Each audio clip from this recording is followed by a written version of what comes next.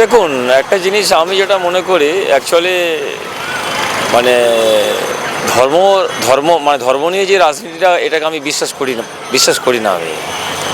মানুষ যাকে চাইবে, মানুষ তাকে গিয়ে ভোট দেবে, সুন্দরভাবে ভোট দেবে, ঠিক আছে। এই ধর্ম ফর্ম যেগুলো যা হচ্ছে টচ্ছে এগুলো মানে কি বলুন তো, এক শ্রেণীর মানুষ আছে যারা এগুলো ইন্ধন লোক আছে, যা মানুষ স্বতঃস্ফূর্তভাবে যার যাকে মনে হবে যে ভালো কাজ করছে, যার যা পারফরমেন্স আছে সেইভাবে গিয়ে ভোটটা দেবে। এই হচ্ছে মেনলি আমার বক্তব্য। যাদবপুরের মতো একটা বলে এখানকার অনেক মানুষ রুচিশীল একটা ঐতিহ্য রয়েছে, এখানকার মানুষ কি এই ইস্যুতে মানে এর প্রভাব কি যাদবপুরে দেখা যাবে কোনো? আমার তো মনে হয়, দেখুন যাদবপুরের মানুষ, দেখুন আমি তো একটা সময় আমি যাদবপুর ইউনিভার্সিটিতে আমি এখানে আমি আসতাম অ্যাকচুয়ালি।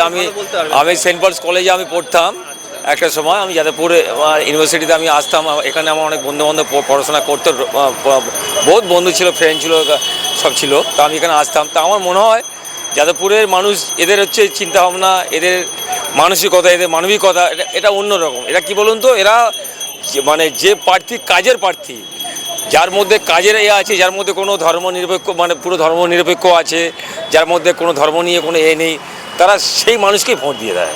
আপনার কি মনে হয়, লাস্ট প্রশ্ন, মন্দির মসজিদ না শিল্প কর্মসংস্থান, কোনটা ইস্যু হবে? দেখুন, আমি মন্দির মসজিদকে বিশ্বাস করি না। আমি চাই কাজের জন্য চাই, শিল্প কর্মসংস্থান একদম 100%। মন্দির মসজিদ নিয়ে কী হবে? কোনো লাভ তো নেই না। আরে শিল্প হলে, কর্মসংস্থান হলে কি হবে? সেখানে গিয়ে মানুষ কাজ করবে, কাজ পাবে, ভালো হবে, এটাই মেনলি, এটাই ইস্যু।